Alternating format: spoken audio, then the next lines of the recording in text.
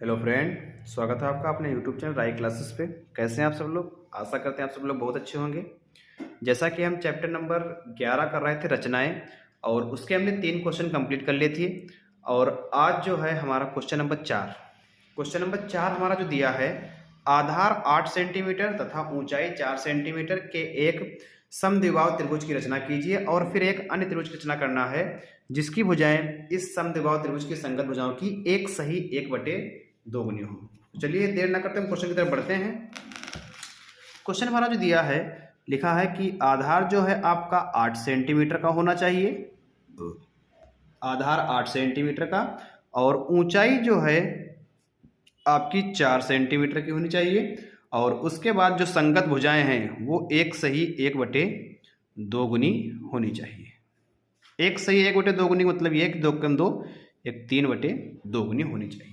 ठीक है, तो देर ना करते हुए चलते हैं अपने क्वेश्चन की तरफ। सबसे पहले हम क्या करेंगे कि सबसे पहले 8 सेंटीमीटर का एक हम आधार बनाएंगे। पहले 8 सेंटीमीटर का हम एक आधार बनाएंगे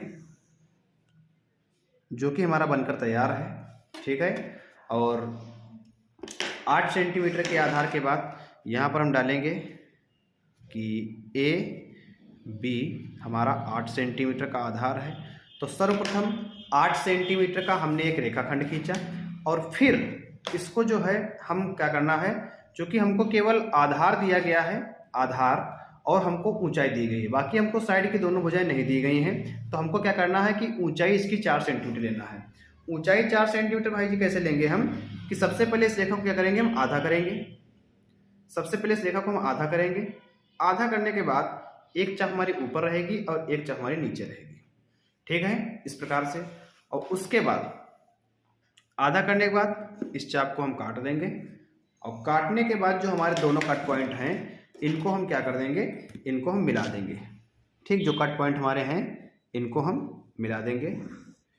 मिलाने के बाद जो हमारी ये रेखा कटी है यहाँ पर हम डाल देंगे सी। तो जो हमारा सी पॉइंट है वो ए सी और ए बी को 4-4 भागों में डिवाइड कर रहा है, और ए सी और सी बी 4-4 सेंटीमीटर की हैं।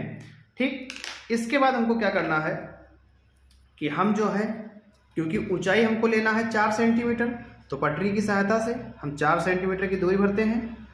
दूरी 4 सेंटीमीटर की दूरी हमने भर ली है। ठीक है, तो हमने जो है 4 सेंटीमीटर की दूरी लेकर एक चाप लगा दिया, और चाप लगाने के बाद जो चाप हमारी डी पॉइंट पर कट रही है, तो डी ए और डी बी को हमने मिला दिया। डी ए और डी बी को हमने मिला दिया, डी ए और डी बी। इस प्रकार हमारा जो ए बी डी त्रिभुज है वो बनकर तैयार हो चुका है। अब हमको जो है इसके समरूप एक दूसरा त्रिभुज बनाना है जिसकी भुजाएं संगत भुजाओं की 3/2 गुनी होनी चाहिए। ठीक है, तो चलिए इसके बाद अपना वही पुराना तरीका कि ए से जो है हम एक न्यूनकोण रेखा डालेंगे। ये हमने न्यूनकोण रेखा डाल दिया, और अब हम यहाँ पर हमको ये पता करना है कि हमको इस पर जो है चाप कितनी लगानी है। तो आप चाप का जो है ध्यान दें कि 3/2 गुना त्रिभुज आपको बनाना है, तो जो नंबर इसमें बड़ा होगा हमको उतनी चाप लगानी है। ठीक, तो देखिए हमारी ये पहली चाप हो गई, उसके बाद ये हमारी दूसरी चाप हो गई, और उसके बाद ये हमारी तीसरी चाप हो गई। 3 हमारी चाप लग गई। अब हमने 3 चाप क्यों लगाई है, क्योंकि 3/2 में हमारा 3 बड़ा है, तो इसलिए हमने 3 चाप लगाई है। ठीक, अब बात ये आती है कि हम कौन सी चाप से मिलाएंगे। तो जो नंबर आपका नीचे होगा हम उसी से मिलाएंगे। तो हमारा नंबर कौन सा है, नीचे है 2, तो हम दूसरी चाप से इसको क्या कर देंगे, मिला देंगे भैया। दूसरी चाप से मिला देंगे। मिलाने के बाद दूसरी चाप से हमने मिलाया है इसको, मिलाने के बाद क्या करेंगे कि दूसरी चाप के समांतर एक रेखा हम तीसरी चाप से खींचेंगे, और फिर BD के समांतर एक रेखा हम दूसरी खींचेंगे, तब जाके हमारा त्रिभुज बनकर तैयार हो जाएगा। यहाँ पर अगर हम नाम दे दें A1 है, A2 है, A3 है। ठीक, तो उसके बाद हम क्या करेंगे कि A2B के समांतर एक रेखा हमको A3 से खींचना है। तो देखिए ये हमने जो है एक डिस्टेंस ले लिया, ये किसी भी माप की एक हमने चाप ले ली और वही चाप हमने A3 से लगा दिया, A3 से, तो ये हमारी A3 से चाप लगकर तैयार हो चुकी है। अब क्या करेंगे कि हम ये डिस्टेंस अपनी जो है भर लेंगे, डिस्टेंस ये अपने भर लेंगे और डिस्टेंस भरने के बाद अपनी जो है इस चाप को हम काट देंगे। ठीक, डिस्टेंस को भरने के बाद अपनी जो है चाप को हम काट देंगे। ये हमने काट दिया। ठीक, काटने के बाद इसको हम बढ़ा देंगे आगे तक।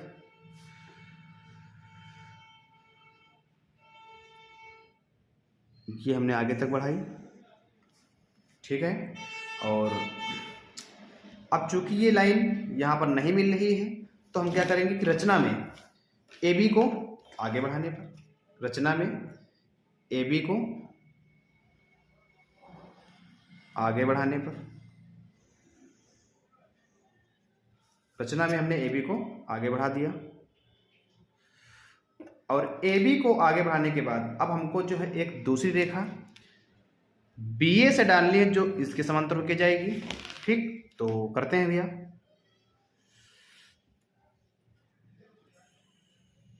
ये हमने एक जो है लाइन डाल दी। अब इसी की दूरी लेकर हम एक चाप अपने यहाँ से लगाएंगे। लगाने के बाद ये डिस्टेंस हमने भर लिया भैया, ये डिस्टेंस हमने भर लिया और भरने के बाद इस चाप को हमने यहाँ से काट दिया। काटने के बाद हमने जो है ये दूरी लेकर इसको मिला दिया बस, और AD को भी आगे बढ़ाया, AD को, ताकि ये इनसे मिल जाए। और मिलने के बाद हमारा जो चित्र बनकर तैयार हो चुका है 3/2 गुना।